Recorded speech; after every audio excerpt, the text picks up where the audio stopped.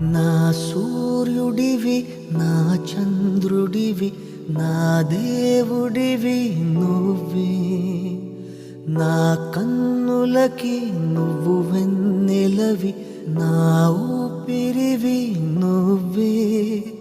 నువ్వే కదా నువ్వే కదా సితార నా కలకి,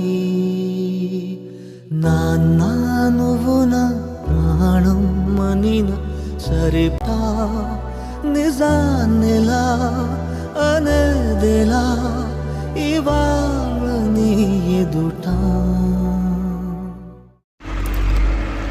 happy birthday Suba, wish you many more returns of the day Teja.